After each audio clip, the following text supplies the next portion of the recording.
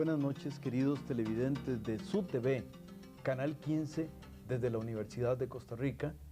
En esta ocasión vamos a conversar sobre el proyecto Helsinki España, y para hacerlo tengo conmigo a la secretaria general del proyecto Helsinki España, Ana Nieto, quien está con nosotros. Bienvenida, Ana.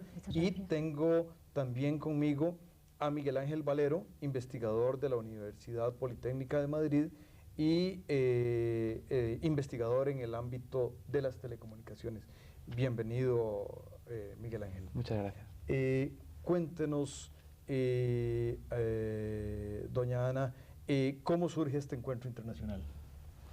Bien, este encuentro surge en el marco de trabajo de Helsinki España. Es una organización que nace en España en el año 1990 con la idea de aplicar el Acta Final de Helsinki en el ámbito universitario y concretamente en la línea de promover la educación de los derechos humanos en los departamentos universitarios, en todo tipo de departamentos universitarios. Para ello se creó una red internacional de universidades. Ahora mismo en la red están 140 universidades de los 5 continentes. Qué bien. Y estamos haciendo distintos proyectos. Uno de ellos es el que se realiza ahora en Costa Rica, que le llamamos el proyecto Atlántico. El contenido del proyecto se refiere a el tratamiento de las nuevas tecnologías y su implicación, el impacto que tienen en la defensa o en la violación de determinados derechos humanos. Bueno, uno de los temas, yo estuve a principio de año conversando con algunos estudiantes en un curso de cooperación entre España y Costa Rica en la Universidad Carlos III, y uno de los temas era la accesibilidad frente a las nuevas tecnologías de los distintos grupos dentro de la sociedad, como las mujeres, los grupos rurales, etcétera. Pero eso nos llevaría, don Miguel Ángel, un poco al tema de la tecnología en las comunicaciones.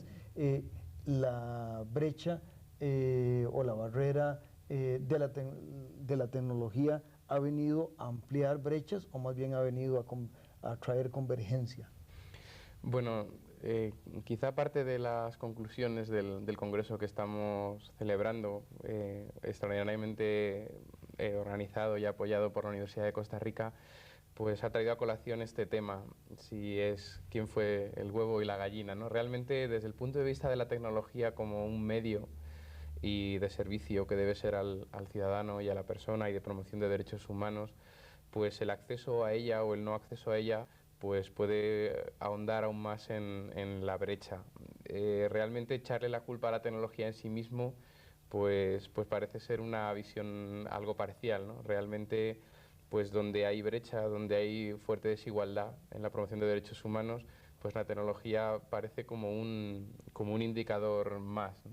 Sin embargo, cuando uno consulta pues informes de tipo del PNUD o así de los años pasados, pues aún se constata las grandes diferencias que hay en acceso a todavía tecnologías, entre comillas, muy básicas como a la telefonía, que tienen pues sobre todo la capacidad de comunicarse y de dar más opción al ser humano a muchas posibilidades. Entonces, como respuesta a su pregunta, pues es más un indicador realmente de una brecha que ya existe, que con un buen uso de la tecnología podría mejorarse, puesto que con unas determinadas capacidades de educación y también posibilidades económicas, pues es viable que personas en lugares muy remotos que antes no tenían ningún acceso a fuentes de información, pues puedan tenerlo, ¿no? Pero hay que hacer un esfuerzo entre todos para hacer que esa tecnología también sea accesible. Dentro de la idea del proyecto Atlántico, digamos, el tema de la tecnología central, o cómo interactúan los objetivos generales del proyecto España Helsinki con el tema de la tecnología y el proyecto Atlántico, doña Ana. Este proyecto tiene una duración de 2 años. Realmente terminamos ahora, ¿no? Quisimos realizarlo en 2 fases. Una primera fase en el año 2000, un poquito antes también tuvimos una multivideoconferencia en la que ya nos empezábamos a comunicar universidades de países del Atlántico, de las 2 riberas, y continuó con un encuentro internacional en Valencia, el primero, Y a partir de ahí se fueron trabajando, en alguna medida interactuando en grupos de estudiantes y profesores, a veces una interactividad todavía muy leve, porque no se está acostumbrado a trabajar así, pero volcaban sus estudios, sus trabajos, sus experiencias en una página web nuestra. Y ahora este proyecto termina con el encuentro en Costa Rica, ¿no? La página web, si quiere, y porque algunos de los televidentes, los amigos y las amigas televidentes, podrían saberlo, ¿lo recuerda? Sí, es humandimension.com. Bueno, www.humandimension.com, como dimensión humana. Para nosotros la dimensión humana es un concepto que integra derechos humanos y libertades fundamentales. Realmente nuestro nombre es Helsinki España Dimensión Humana, como para tratar siempre este aspecto en todos nuestros estudios, ¿no? ¿Dónde está la persona? ¿Dónde está el hombre? ¿Dónde está la mujer?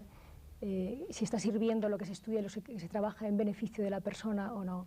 ¿Los temas de género han recibido un tratamiento explícito o ha estado metido dentro de todos los otros temas de derechos humanos y de dimensión? Está introducido de una manera global. No tratamos el tema de género así específicamente. Por ahora no hemos querido abordarlo así, hemos preferido tratarlo de una manera general. Y frente a la terminación ahora del proyecto Atlántico, ¿hay alguna idea de un seguimiento o dentro de todo el proyecto Helsinki España, más bien ahora hay una búsqueda de otros escenarios o otros contextos, o cuál es la idea?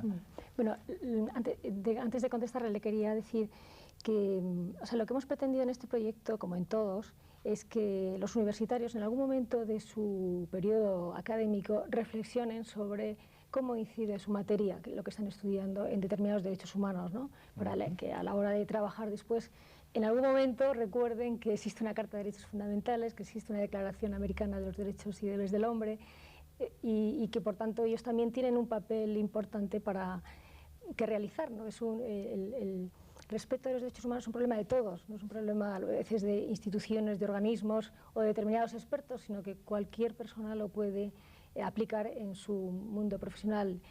Y el hecho de estudiarlo previamente, lo que pretendemos es eso, ese parón y de reflexión en esta materia luego sirva y ayuda a realizar ese trabajo, ¿no?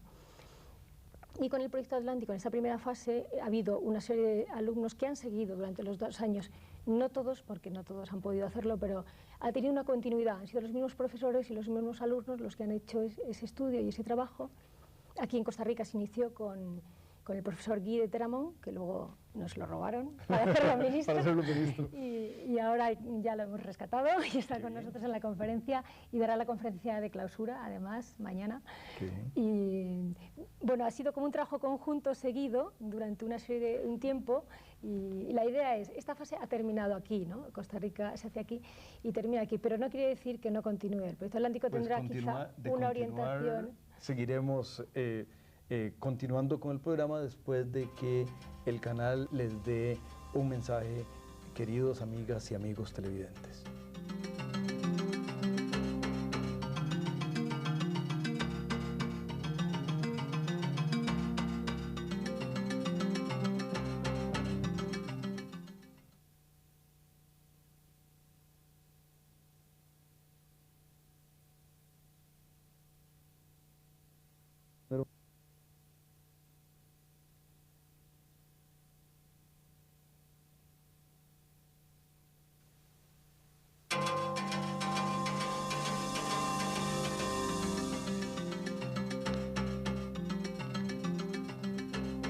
Nos acompañan, queridos televidentes, además de doña Ana Nieto, que ya estaba con nosotros, ahora está también el profesor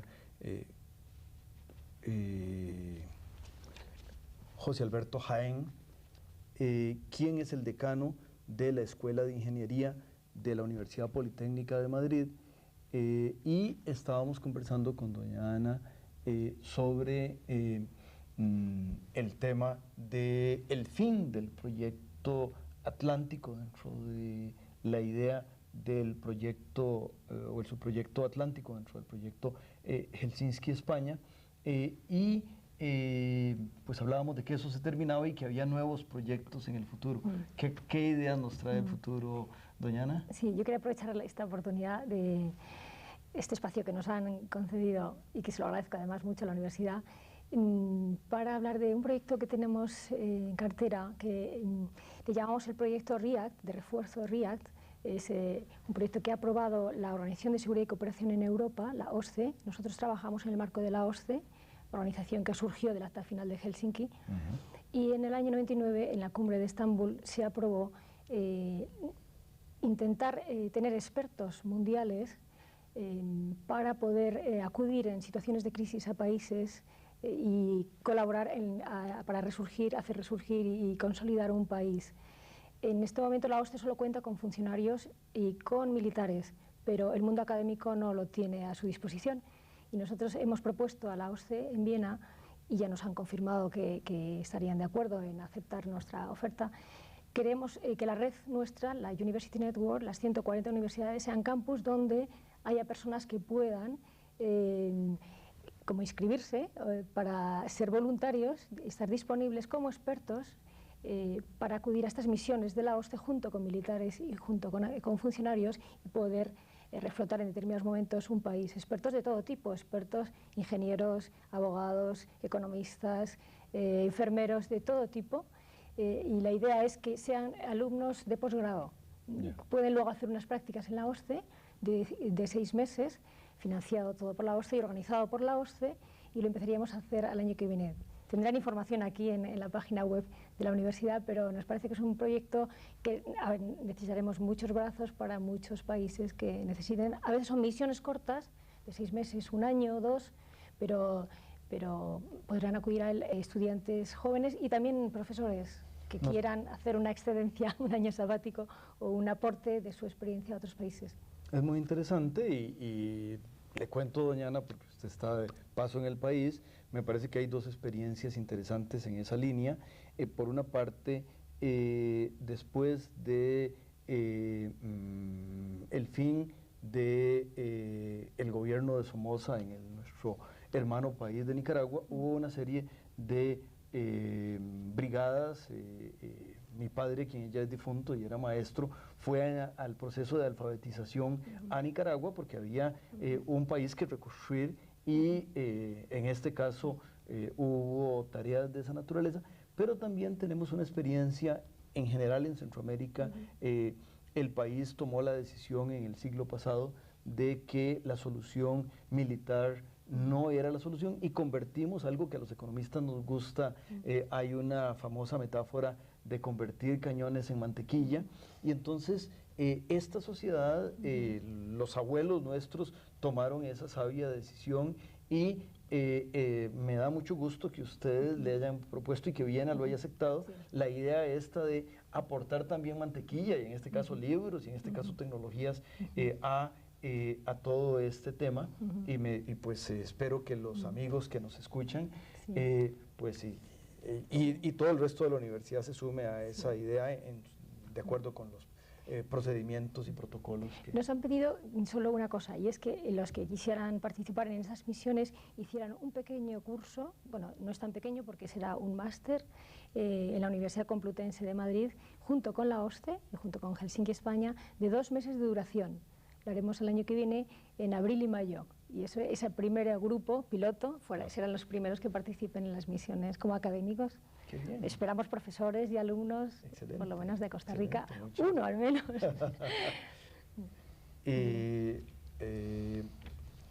Señor decano, ¿cómo mira tanto las autoridades de la Universidad Politécnica como los ingenieros este proceso? ¿Cómo reaccionan ante todas estas nuevas ideas? Y da mucho gusto encontrar dentro de todo este tema de derechos humanos y de la dimensión humana a los ingenieros, que al final todas las cosas funcionan porque hay un ingeniero detrás que lo está haciendo funcionar. Primero, buenas noches a todos, muchísimas gracias por la invitación.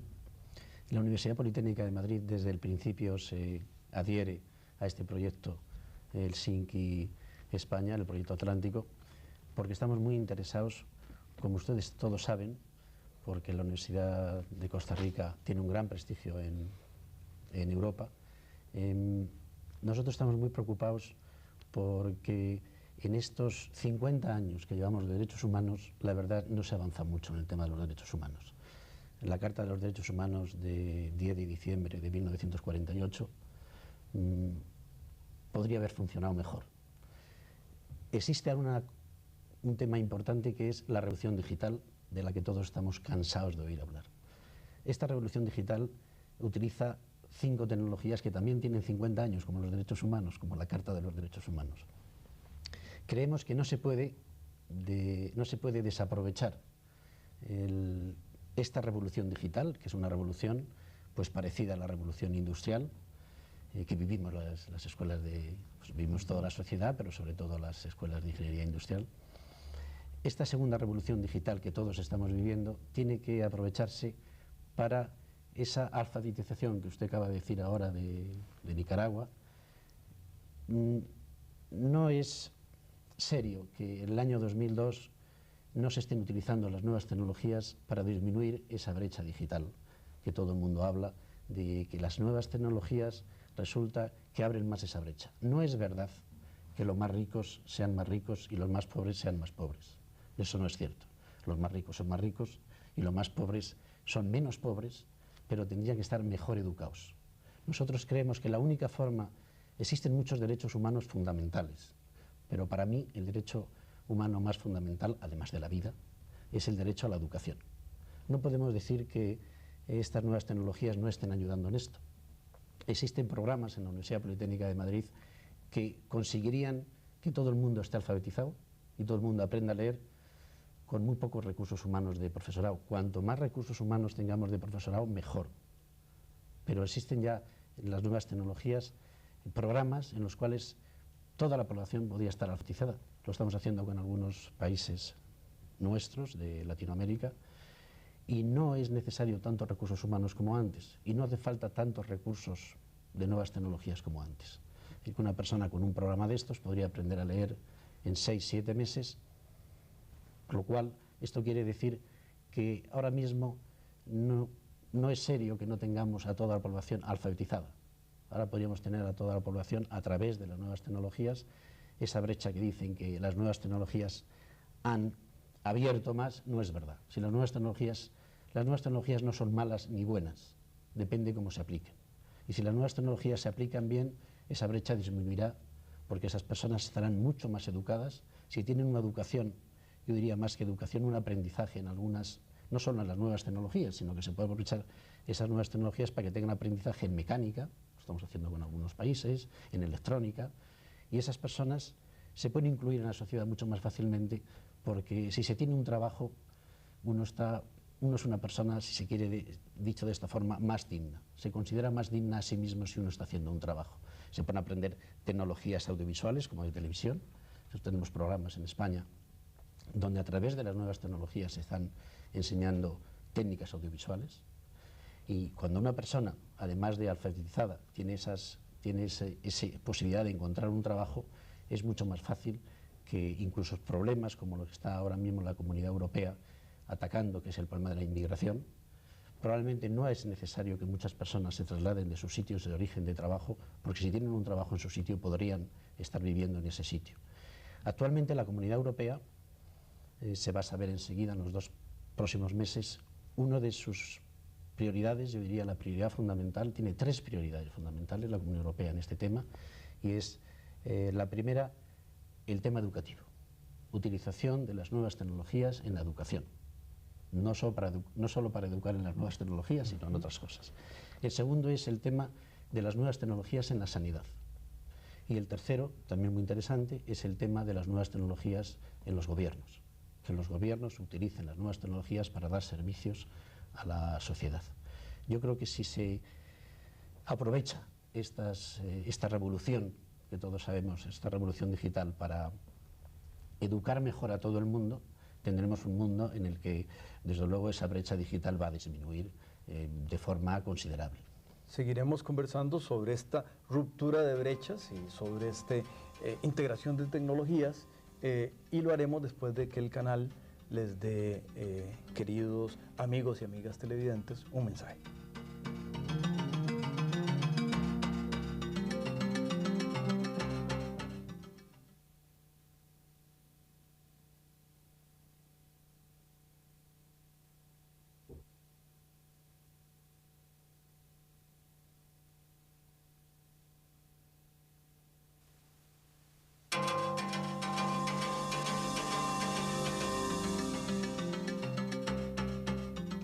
Estábamos conversando con don José Alberto Jaén, el señor vicedecano, y nos estaba planteando cómo esta brecha digital puede romperse y cómo derechos humanos pueden acercarse más.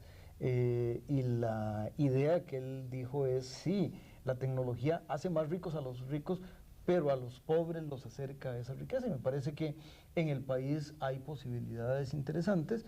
Algunas de las poblaciones más marginales de nuestro país son los grupos autóctonos de este país, que están algunos en la zona de Talamanca, cerca de la frontera con Panamá, pero en la zona más alejada, de las montañas más altas del país, y otro de los grupos están cerca de la frontera con Nicaragua, y esos son dos grupos que incluso algunos de ellos no hablan el idioma castellano, y que están más alejados del centro del país, y me parece que las nuevas tecnologías, así como no necesitamos llevarles energía eléctrica porque se puede llevar un equipo de fotocelda y usar la tecnología para producir energetización y poder impulsar tecnologías. También, una vez que tenemos la cercanía eléctrica con ellos, podemos darles educación, como usted lo decía, o servicios públicos de alguna manera. Y me parece que esa es una idea que me gustaría que ampliara, porque yo la creo fundamental. Sí, como decíamos antes, lo que el proyecto Helsinki España intenta es transmitir la conciencia de esos derechos humanos a toda la población. Somos 6.000 millones de personas, aquí sois 4 millones de personas, pero todos juntos somos 6.000 millones de personas, y con estas tecnologías, con la integración de estas nuevas tecnologías, que de hecho no son nuevas porque todas tienen 50 años, pero con la integración de estas nuevas tecnologías podemos conseguir que las personas estén más educadas y las personas tengan un aprendizaje, como hemos dicho antes, aprendizajes en distintos campos.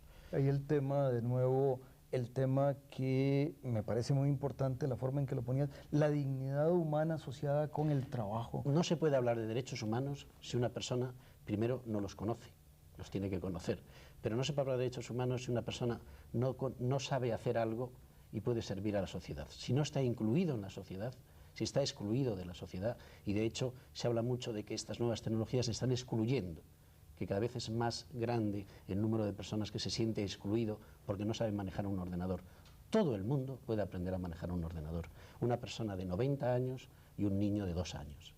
Y no tiene por qué existir una barrera de desconocimiento de estas tecnologías, porque es como aprender a sumar, es como 2 más 2, 4, todo el mundo, tenga la edad que tenga, y lo hemos comprobado. Nosotros hemos dado cursos en la Universidad Politécnica de Madrid para personas de 90 años, y han asistido allí, y ha estado la televisión, viendo cómo esas personas de 90 años no tienen ningún problema, no existe ninguna dificultad para que manejen estas nuevas tecnologías. De esta forma, como decíamos antes, una persona, al haber aprendido algo, esté en el lugar que esté, de los lugares más remotos de este país, donde se encuentre, incluso aunque no tenga comunicación, no hace falta que hoy existe comunicación en todos estos lugares vía satélite, pero aunque no tuviera comunicación, puede utilizar esas tecnologías para aprender algo. No tiene sentido que hablemos de derechos humanos si una persona no sabe hacer algo por la sociedad, no está incluido en la sociedad. Y la forma de incluirlo en la sociedad es que tenga unos conocimientos que le permitan obtener un trabajo. Ese trabajo le permite obtener los mínimos recursos económicos para, como hemos dicho antes, una persona no se considera a sí mismo probablemente con toda su dignidad si no tiene unos conocimientos de realizar unas determinadas actividades, y con esas actividades poderse mantener a sí mismo y a su familia. Si no tiene eso, ¿qué sentido tiene hablar de derechos humanos? Incluso en la integración propia de los aspectos particulares. Cuando uno escucha de Smetana el Moldava, uno de los temas que sale ahí es lo muy propio de el Moldava, que es un río que yo no conozco y que me moriría sin conocer posiblemente. Me habla a mí a través de la música de Smetana de algo que es muy propio, pero es universal. Me parece que las tecnologías tienen ese aspecto. Los grupos étnicos nacionales, gracias a la tecnología, podrían generar diccionarios o maneras de comunicar tanto con castellano como en sus propias lenguas, y eso no podría ser o sería muy difícil de hacerlo sin la tecnología. Con la tecnología me parece que se abren espacios importantes y que no se requiere venir a la universidad y tener un grado para poder tener acceso a eso, que me parece Cualquier importante. persona puede utilizar las nuevas tecnologías y estoy de acuerdo con usted que esto puede reforzar en los lugares very autóctonos, en los lugares muy autóctonos, esa cultura, puede reforzar el sentimiento de esa cultura autóctona de cada sitio, porque permite que esas personas aprendan a leer en esos idiomas o en esos lenguajes que de otra forma se perderían. Claro. Y que las nuevas tecnologías, cuando se habla de globalización, ahora se habla mucho de globalización, pero habría que preguntarse globalización de qué. Si lo que intentamos hacer si lo que globalizamos es la pobreza, desde luego estamos haciéndolo mal. Pero si lo que globalizamos es los conocimientos y el aprendizaje de distintas cosas, en cada país las cosas que ellos quieran aprender, entonces la globalización puede ser buena. Como decíamos antes de las tecnologías, la globalización ni es buena ni es mala. Me parece una idea muy importante. Para qué se utiliza esa globalización. Y por otro lado, una idea que creo que también es importante es los problemas ahora a lo mejor son problemas globales. Los problemas que tenemos casi todos son unos problemas muy parecidos, muy similares. Sin embargo, las soluciones tienen que ser soluciones locales. Hay que darle, con estas nuevas tecnologías lo que se permite es que cada uno dé la solución en su sitio, como usted decía antes, en esos lugares autóctonos, que dé la solución que crean que pueden dar con esas herramientas. Sobre esto de sitios, don Miguel Ángel, ¿por qué, y en el último minuto que nos queda, por qué el encuentro fue en Costa Rica? Pues la razón es muy sencilla. Cuando en el año 97 se propone diseminar entre las universidades, buscar respuesta entre todas las universidades iberoamericanas a la promoción de derechos humanos desde el aspecto tecnológico, la primera universidad en responder fue la de Costa Rica, y de ahí pues el deseo, el agradecimiento y toda la intención de realizar el encuentro en este lugar. Sí me gustaría acentuar en relación con el tema de las nuevas tecnologías que hay tres factores clave que deben tenerse muy en cuenta. Han de ser usables, han de ser útiles y han de ser aceptables. Y una cosa no conlleva necesariamente a la otra. A veces hay cosas que son difíciles de manejar, no son muy usables, pero por su utilidad acaban siendo aceptadas por la población. Si a las nuevas tecnologías no le añadimos el atributo sostenibles, pues apenas tiene sentido plantearlas para intentar paliar cualquier necesidad del ser humano. Quiero decir con esto que puede que tenga sentido utilizar la radio para transmitir cursos a distancia en determinados contextos, y puede tener sentido también utilizar sistemas de mayor capacidad de transmisión para otro tipo de contenidos. Y quizá en el análisis preciso de las necesidades de la población, del contexto social, del contexto económico, tiene sentido utilizar una tecnología u otra, ¿no? Con el fin de tener bastante claro que son un medio de servicio a la sociedad, pues en cuestiones tan básicas como la educación, la salud, la gestión y demás aspectos. Y en este foro de Costa Rica pues estamos abordando de manera pues ciertamente interdisciplinar, que hago alusión con esto al diálogo entre ingenieros, juristas, periodistas también y otros economistas y otros profesionales implicados en una cierta convergencia multidisciplinar al servicio de la sociedad, que es lo que se pretende. Con esa convergencia les tenemos que decir buenas noches y recordarles que el programa se retransmite los domingos a las 7:30. Buenas noches y muchas gracias a Helsinki, España.